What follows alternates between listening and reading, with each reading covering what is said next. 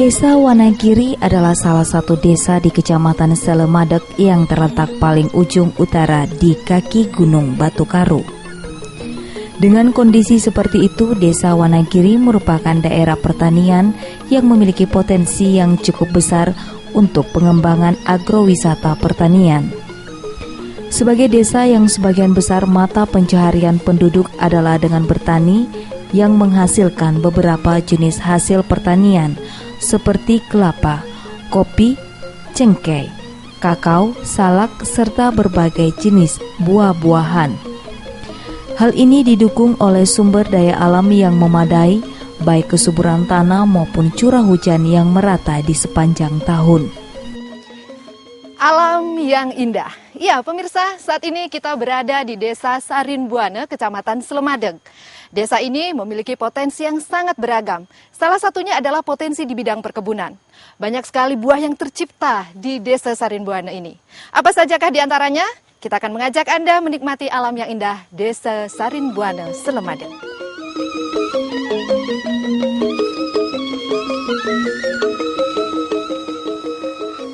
Kondisi wilayah pedesaan Desa Wanagiri terdiri dari 6 banjar dinas, diantaranya Banjar Dinas Sarinbuana. Topografi Desa Wanagiri merupakan daerah dataran tinggi dengan ketinggian 500 hingga 850 meter di atas permukaan laut dengan luas wilayah 1.394 hektar. Potensi alam yang dimiliki Desa Wanagiri banyak dimanfaatkan oleh masyarakat untuk meningkatkan kesejahteraan. Untuk mengetahui lebih lanjut mengenai potensi dan gambaran yang dimiliki Desa Wanagiri, kami berbincang dengan Kepala Desa Wanagiri, Imade Sukawardike. Iya, pemirsa, dari beragam potensi yang dimiliki oleh Desa Wanagiri yang mewilayahi Sarinbuana ini, tentu kita ingin tahu lebih lanjut apa saja di antaranya. Untuk itu kita akan menemui Kepala Desa Wanagiri. Ya, Bapak, bagaimana situasi di desa ini, Pak? Saya lihat subur sekali dan di antara kita ini ada pohon salak dan lain sebagainya. Apa saja potensinya, Pak? Ya, terima kasih. Kalau mengenai potensi Desa Wanagiri itu sebetulnya kita lihat dari potensi ya. Kita lihat dari profilnya Desa Wanagiri ini. Kalau Desa Wanagiri ini mencakup 6 banjar dinas, penduduknya kurang lebih 2.000 pemilih.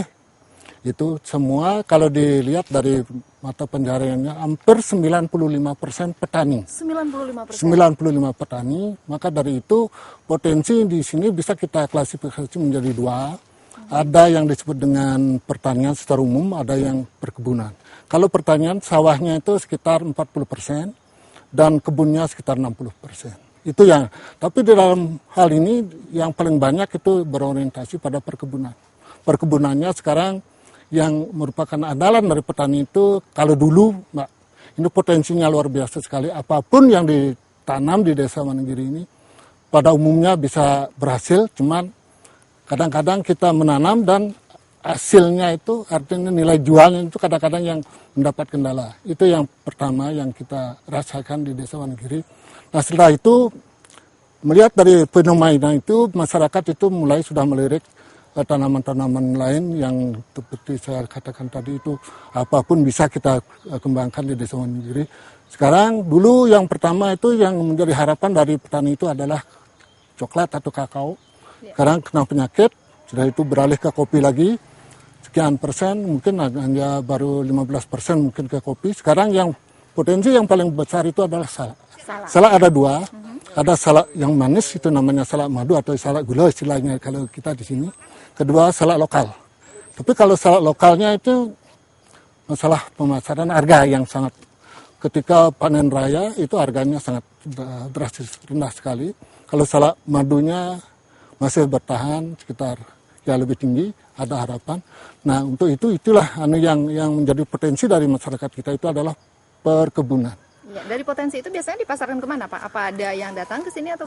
Di sini ada kita bisa kita klasifikasi menjadi dua. Ada yang datang, ada bakul-bakul yang datang, dan ada yang menjual sendiri ke pasar.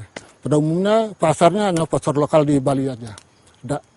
Belum ada yang ke luar Bali. Tapi untuk selanjutnya kita pinginnya masyarakat itu supaya bersatu padu di dalam hal itu untuk menekan harga ini, bisa menjadi membentuk koperasi dan lain sebagainya supaya bisa dijual ke luar daerah. Iya, itu harapan. Di balik potensi perkebunan seperti salak, apakah ada juga potensi lain yang mungkin dimodifikasi dengan alamnya yang sangat indah di Sarimbuana ini? Selain salak, banyak sekali potensi lain yang perlu kita kembangkan, seperti kalau di sini dulu itu panilinya bagus sekali.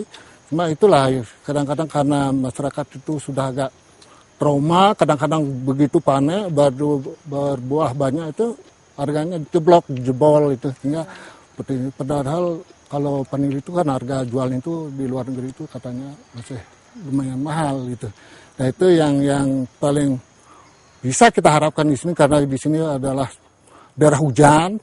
Itu kopi sekarang sudah mulai masyarakat kembali ke kebun kopi, di samping salak dan kopi. Kalau salak juga tahan dengan hujan. Itu yang masyarakat dirasakan yang perlu digarap. Di samping itu juga potensi lain itu kan di sela-sela ini bisa lihat itu potensi rumput dan lain sebagainya, perkebunan, pertanian, ternakan dan lain sebagainya. Itu yang dari masih hasil perkebunan, kalau dilihat dari sudut ekonomi bagaimana? Apakah bisa memenuhi kebutuhan dari masyarakat sendiri untuk pendidikan keluarga misalnya? Itulah mencukupi atau bagaimana nih? Atau ada strategi tersendiri dari Bapak desa nih?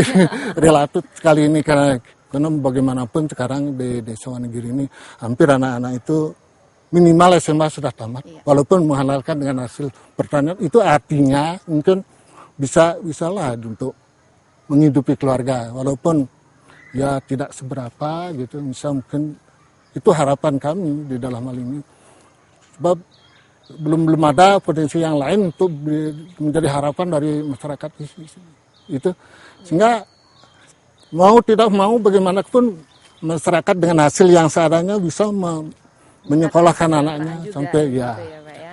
Ya, program dari pihak desa sendiri Pak yang mungkin yang sifatnya intensif banget untuk saat ini apa Pak? Kita di desa itu karena kita dapat lihat tadi di dalam hal ini kita kan pertama itu transportasi pengangkutan hasil bumi itu, sehingga kita fokuskan untuk program tahunan itu PNPM Mandiri Pedesaan itu kita arahkan untuk jalan pedesaan. Iya, jalan pedesaan ya, itu pengangkutan, sehingga sekarang nilai jual itu dari kebun ke rumah atau mungkin dijual di kebun itu harganya bisa angkutnya itu bisa ditekan. Ya, itu yang paling kami butuhkan ya. Ya, dari potensi itu kita lihat nih ada pohon salak ya Pak ya. Yeah. Kalau tadi Bapak sebutkan ada 2 jenis salak, yaitu salak lokal dan salak gula gitu ya. Nah ini diantara ini saya lihat ini ada salak. Ini salak lokal. Salak lokal. Dari mana nih tahu Pak bahwa ini salak lokal nih? Memang agak beda sedikit ini, kalau ini kan agak besar-besar anunya. Tapi luar biasa sekali ya Pak ya, besar-besar dan ini menarik sekali untuk bisa kita nikmati. Ya.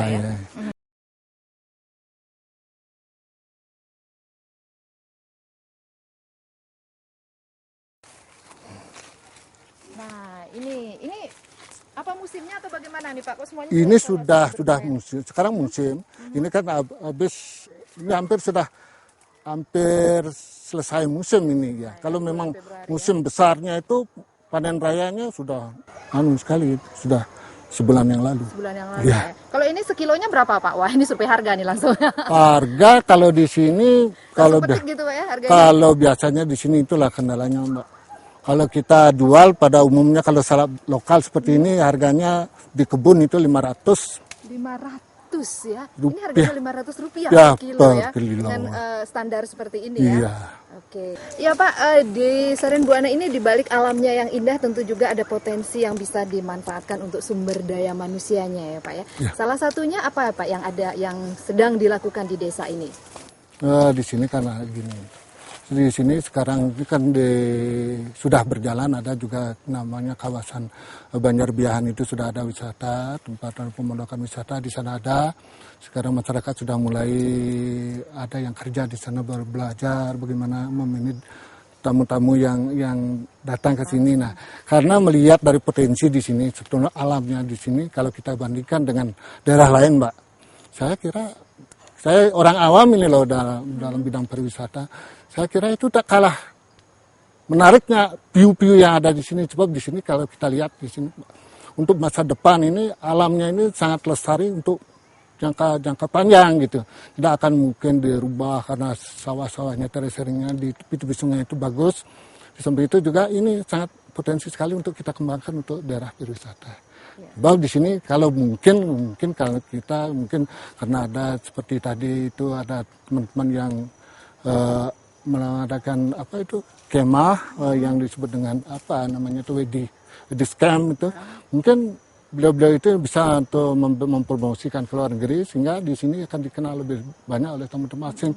Untuk itu karena di sini potensinya luar biasa, saya kira ini bisa dikembangkan untuk desa wisatanya bukan artinya. Kalau di sana itu mungkin yang sudah ada itu orientasinya masih ke bisnis, orientasinya wisata yang masih bisnis gitulah. Tidak bisa kita terlalu banyak intervensi. Kalau desa wisata kan mungkin bagaimana kita bisa mengelola, bagaimana kita memberikan akomodasi, transportasi dan lain sebagainya. Itu Ketika kita saksikan tadi ada adik-adik siswa ya, tadi kita saksikan itu mereka berkumpul begitu senang sekali menikmati alam ini dan tentunya bagaimana sambutan dari desa sendiri terhadap kegiatan camp-camp atau Yukan Minakom tadi? Ya, kami sangat apresiatif sekali Bu, karena kita welcome siapa saja yang ingin mau mengembangkan, ingin menikmati alam di Sarin Buana. Kita sangat welcome sekali, kita sangat bantu sekali dalam hal ini. Mudah-mudahan dari kegiatan-kegiatan ini desa Banjar Sarin Buana, desa Wonogiri ini bisa dikenal oleh masyarakat dunia dan masyarakat umum pada umum. Iya.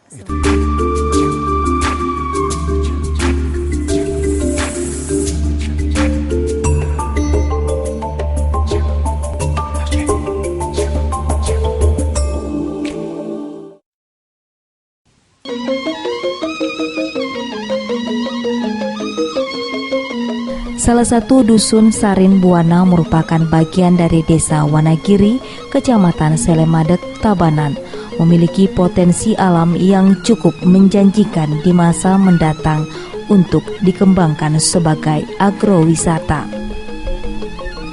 Di tempat ini para wisatawan mancanegara maupun domestik dapat menjelajahi keindahan alam Sarin Buana yang indah dan tidak kalah menarik dengan daerah lain di Bali. Kebudayaan daerah di Dusun Sarin Buana, Desa Wonogiri tidak terlepas dari agama Hindu dengan konsep Trihita Karana, yakni hubungan yang selaras, keseimbangan, dan serasi dengan Tuhannya, manusia dengan manusia, dan manusia dengan lingkungannya.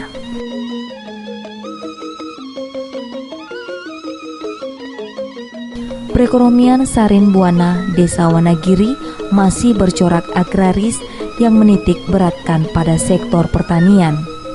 Hal ini didukung oleh penggunaan lahan pertanian masih mempunyai porsi yang terbesar sebanyak 90% dari total penggunaan lahan desa. Juga 75% mata pencaharian penduduk menggantungkan hidup pada sektor pertanian.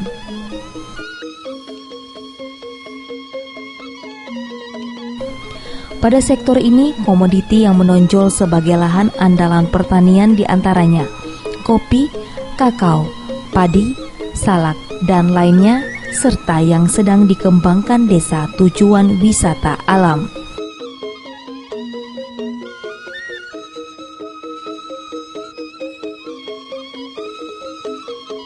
Untuk lebih mengembangkan Sarinbuana menjadi desa tujuan wisata alam, telah digagas membentuk kegiatan UNAKOP atau lebih mengedepankan sekolah alam.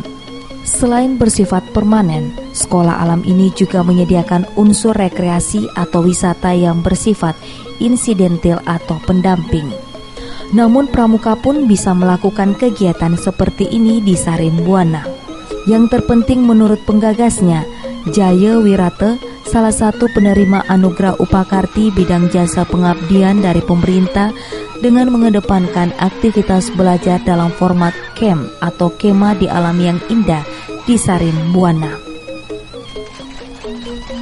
Tidak ada bangunan permanen di dalamnya untuk tetap menjaga keutuhan tata ruang Bali dan lingkungan. Sarinbuana dengan alamnya yang begitu indah, dengan potensi buah dan yang lainnya, ternyata semakin indah dinikmati oleh kita semua.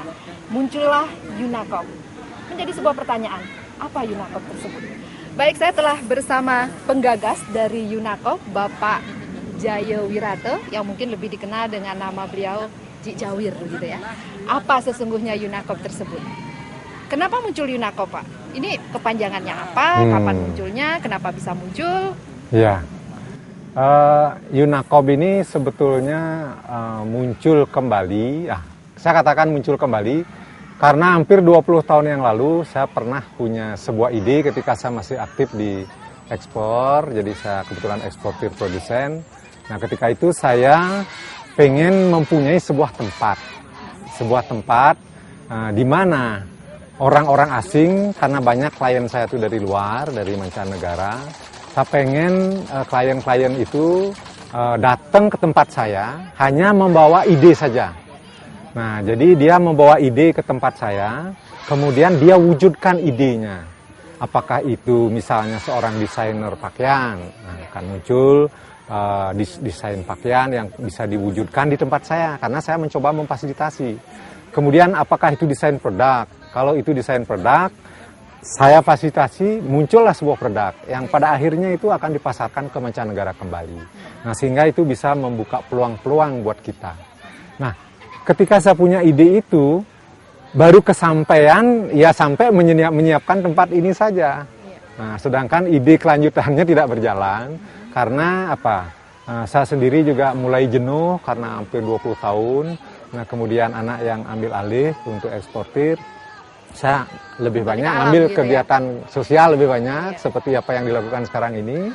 Nah, suatu ketika adalah anak muda membentuk grup di Facebook yang namanya TALOP, Tabanan Lovers. Itu digagas oleh seorang anak muda, teman anak saya, namanya Wahyu Biantaro. Nah, saya diundang diskusi di sebuah sekolah alam namanya Akasa. Di sana saya diajak diskusi tentang pertanian, karena saya ada hobi juga di pertanian. Nah, akhirnya setelah akhir diskusi saya pulang ke rumah, muncul ide lama yang tadi saya sebutkan itu. Sebuah tempat, muncul inspirasi baru. Akhirnya saya coba, saya gagas kembali. Kok akhirnya menjadi UNAKOP ini? Nah, di mana UNAKOP ini sebetulnya saya coba create, ada sebuah komunitas, sebuah tempat juga, komunitas begitu, yang bisa didatangi oleh pihak-pihak siapapun gitu loh. Sehingga dalam kumpul-kumpul itu menghasilkan sesuatu. Nah, kalau saya boleh katakan, kita ini kan sebetulnya banyak persoalan. Tanpa kita sadari, kita menghadapi banyak persoalan. Nah, di mana persoalan itu banyak hal yang memang sebetulnya sudah kronis. Termasuk pertanian itu kan sebetulnya masalah-masalah kronis itu. Nah, kalau itu diselesaikan dengan cara-cara biasa saja, itu tidak akan pernah menemukan solusi. Nah, sampai saat ini kan gitu. Bapak memilih UNAKOP ini munculnya itu di Sarinbuana. Apa yang menarik dari Sarinbuana ini? Ini yang menarik. Karena kan tadi saya katakan, saya ingin mendatangkan orang-orang yang kebetulan klien-klien dari luar itu datang ke tempat saya. Nah, memang tempat ini yang memang kelihatannya menurut hemat saya ini ada aura tertentu di sini. Ada sesuatu yang lain. Mungkin kalau di Bali dikatakan ada taksunya. Gitu ya. Kalau Bali itu kan terkenal taksunya. Saya kira ini tempat ini kayaknya bertaksu gitu. Itu secara awam ya. Nah, akhirnya kan saya ketemu seorang teman namanya Wirasa Pandio yang disebut oleh anak-anak sebagai Prabu Mahaprabu. Jadi dia yang paham urusan metafisik dan lain sebagainya. Nah dia juga mengatakan bahwa tempat ini begitu rupa. Ya, jadi dari kalau kegiatan Yunakop itu mungkin bisa sedikit dipaparkan kepada pemirsa. Apa saja kegiatannya? Apakah mereka hanya berkemah saja atau mungkin ada kegiatan-kegiatan yang lain? Atau kepanjangannya tadi itu apa? Nah, jadi kan Yunakop itu adalah Universal New Age Camp of Bali. Ya. Nah, jadi kalau saya boleh katakan ringkasnya, ini adalah cara-cara baru untuk menyelesaikan masalah. Jadi kalau masalah itu diselesaikan dengan biasa-biasa saja, dengan norma-norma saja, ada hasil yang signifikan. Nah, saya harapkan ini nanti mampu menghasilkan hal-hal yang signifikan, yang bermanfaat buat Bali. Satu Kira-kira langkah itu yang bisa kita utarakan kepada pemirsa dari Yunakop ini apa, Pak? Apakah mungkin kita menikmati alam dengan cara semedi mungkin, atau mungkin dalam hal pendidikannya, atau kalau kita saksikan seperti adik-adik mereka berkumpul di sana. Sudah berapa kali ini? Nah, ini sebetulnya begini. Acara ini sebetulnya kan tidak serta-merta bisa dilakukan di sini. Karena ini sekarang medannya luas, bawa tenda juga susah sekali karena agak terjal. Nah, sebetulnya tempo hari dimulai di rumah aja, di belakang rumah. Karena ada kebun, juga di Raja Wali itu ada tempat yang di pinggir sungai. Dimulai di sana kecil-kecilan sambil pelatihan. Tapi ternikmat itu di Sarin Buana gitu ya? Akhirnya mereka minta kenapa nggak Sarin Buana saja gitu. Ya. Jadi ini kita harapkan berkembang, ada interaksi. Nah, kemarin pembukaan kan semua komponen hadir. Dari kabupaten, dari kecamatan, desa, dusun. Jadi prajuru yang namanya Desa Pekraman, Banjar Pekraman, semua hadir. Berarti kan ada kekompakan. Nah, di sini kalau ini digulirkan terus kegiatannya, itu saya kira akan menjadi kegiatan ekonomi. Karena kan kebutuhan akan muncul. Orang datang butuh makan, butuh ini. Nah, akhirnya apa? Harapan saya ke depan itu menjadi titik-titik pertumbuhan ekonomi di desa itu bisa dimulai di Sarin Buana.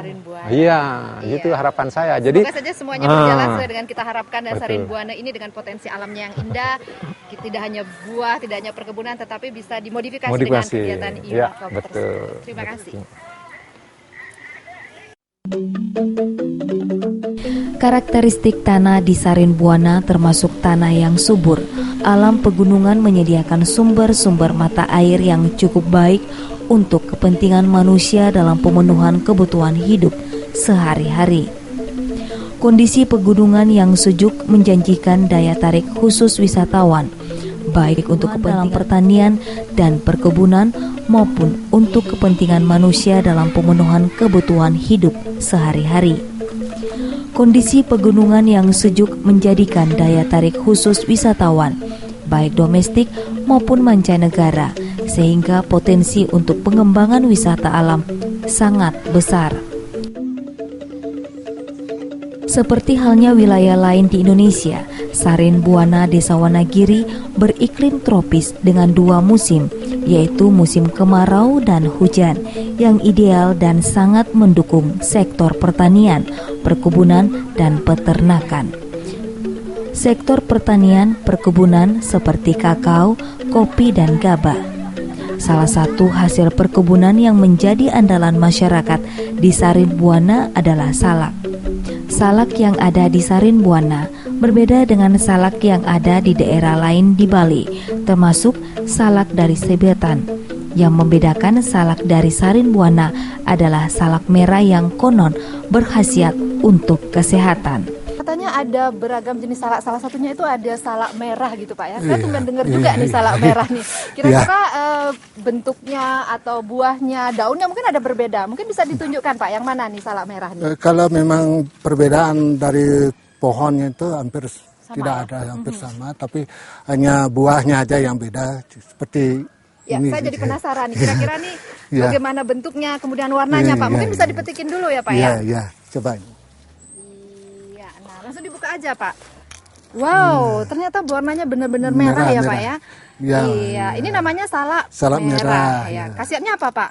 Katanya menurut dokter ini untuk penyakit jantung gitu ya, untuk jantung. Bisa ini dikonsumsi untuk menghilangkan penyakit jantung. Biasanya masyarakat di sini mengistimewakan enggak salak ini biasanya? Kalau di sini masyarakat itu biasa-biasa aja, Mbak. Ini biasa, tapi kadang-kadang tidak harganya juga tidak ada bedanya nih, sama ini dengan salak lokal di sini, sehingga masyarakat itu secara khusus menanam ini tidak ada. Seperti saya hanya beberapa pohon saja, tidak ada. Sebab kalau nanti kalau memang benar-benar sudah bisa dimanfaatkan untuk kesehatan dan sebagainya, baru kita.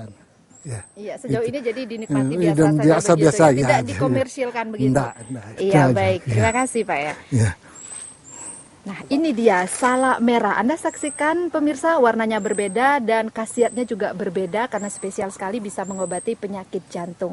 Mungkin perlu diteliti lebih lanjut. Kita nikmati sama-sama salak merah di Saringbuana. Masyarakat merupakan salah satu sumber daya atau modal dalam menggerakkan pembangunan di Saringbuana, Desa Wonogiri. Jika kualitas dan kuantitas sumber daya manusia ini tidak dikelola dengan baik, akan menjadi beban dan sekaligus penghambatan pembangunan. Pengendalian kualitas sumber daya manusia di Saringbuana, Desa Wonogiri dilaksanakan secara mandiri maupun melalui pola pembinaan untuk menciptakan masyarakat yang mandiri dan sejahtera.